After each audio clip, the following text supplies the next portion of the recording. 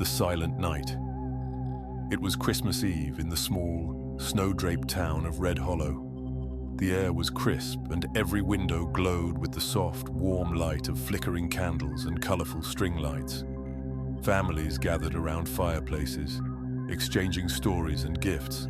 But on the outskirts of town, a long-abandoned manor sat in the shadows of the pine forest, forgotten by most and feared by the rest. For Clara, a college student home for the holidays, the manor had always been a source of childhood dares and whispered rumors. Stories told of a family who once lived there, mysteriously vanishing on Christmas Eve a century ago.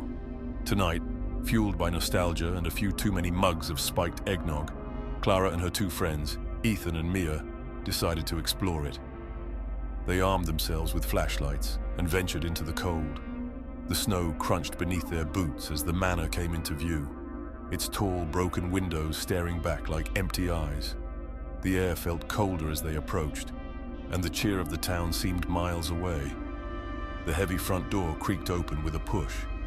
Inside, the smell of decay and dust filled their lungs. The grand foyer was eerily intact, with an enormous Christmas tree still standing in the center, its ornaments faded and broken. A faint, haunting melody drifted from somewhere upstairs, a broken music box playing Silent Night. "Is someone here?" Mia whispered, her voice shaking. Ethan shrugged, trying to seem brave, but Clara noticed his hands trembling. They followed the music, their flashlights casting long, flickering shadows on the peeling wallpaper. As they ascended the stairs, the melody grew louder, more distorted, like a record skipping on a scratched vinyl.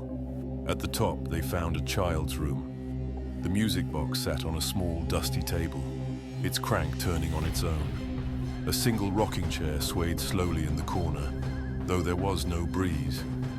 On the wall, an ancient family portrait depicted a man, woman, and two children in Victorian attire.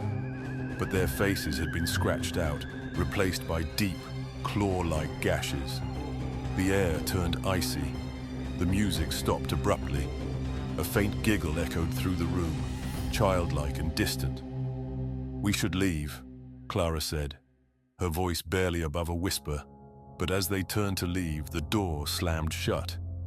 Ethan lunged for it, yanking at the handle, but it wouldn't budge. The rocking chair creaked faster, as if an unseen force sat in it. The giggling grew louder, closer. Clara swung her flashlight toward the sound and froze. In the mirror above the dresser, a pale figure of a little girl stood behind them, her hollow eyes fixed on Clara. "You shouldn't be here," the girl said, her voice overlapping with whispers of 100 others. The lights in the room flickered and died. Panic set in as Mia screamed, the sound echoing through the halls.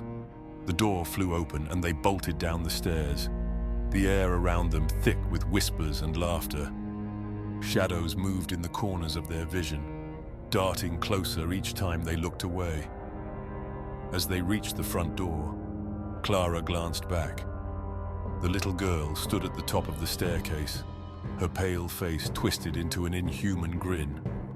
"Come back and play," she whispered, her voice dripping with malice. They burst out into the snow, running until the manor was far behind. But the whispers followed them home, lingering just out of reach. And that night, none of them could escape the sensation of being watched. The next morning, Clara woke to find a small wrapped gift at the foot of her bed.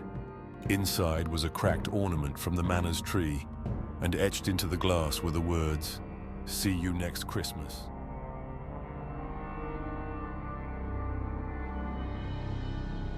The bells never stop.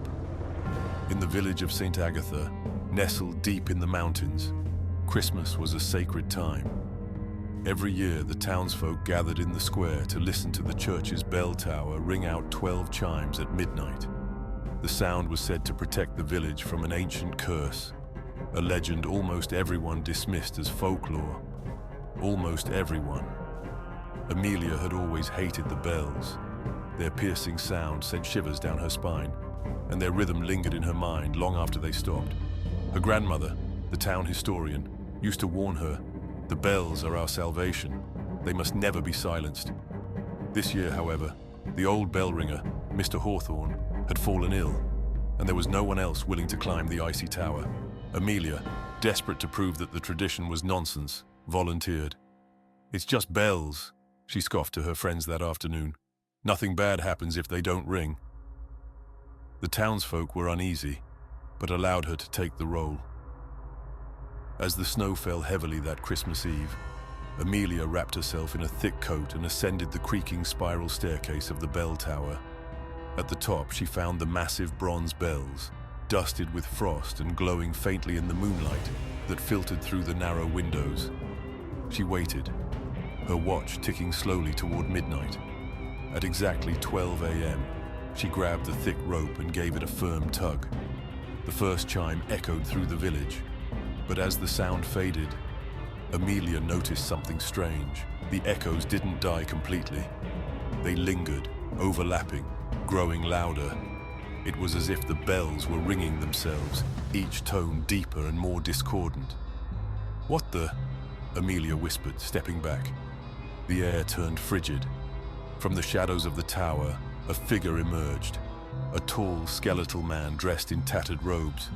His face was obscured by a hood, but his eyes burned like embers. "You've summoned me," he rasped, his voice resonating like the bells themselves.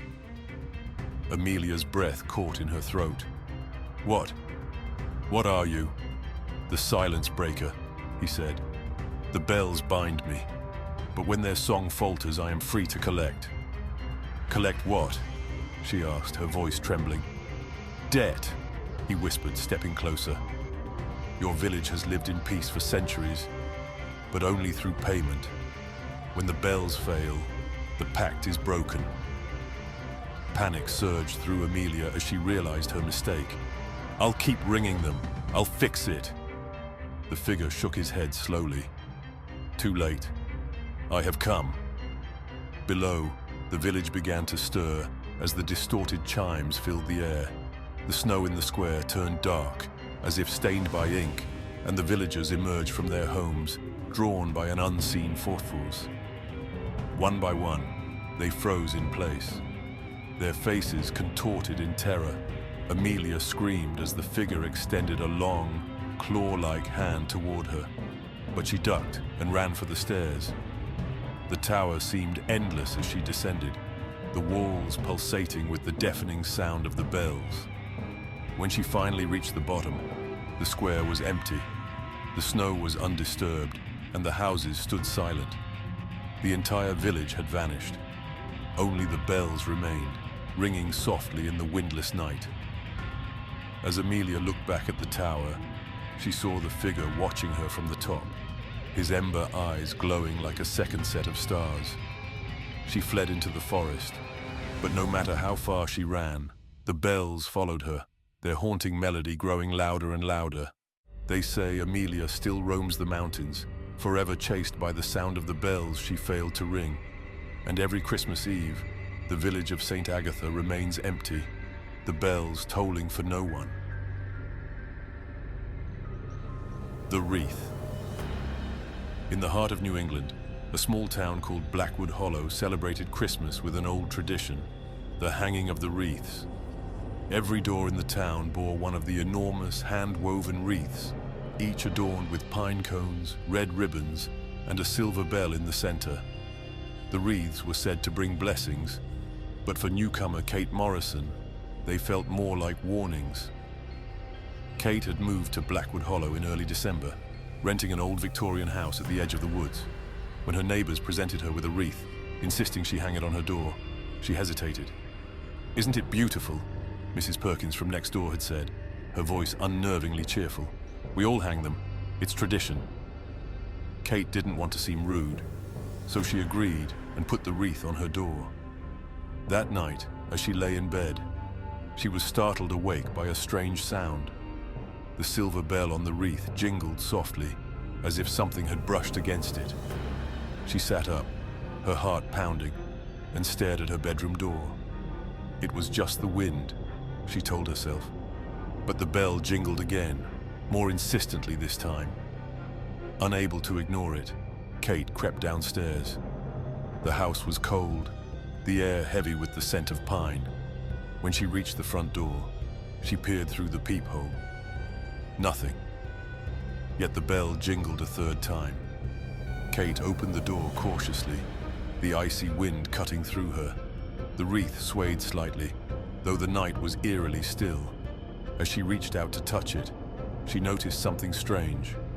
The pine needles were wet, as though the wreath had been pulled from a fresh, living tree. She closed the door quickly and locked it, but sleep eluded her the rest of the night. The next day, Kate mentioned the incident to Mrs. Perkins, hoping for reassurance. Mrs. Perkins' face darkened. "Whatever you do, don't take the wreath down," she said gravely. "It's there for your protection." "Protection from what?" Kate asked.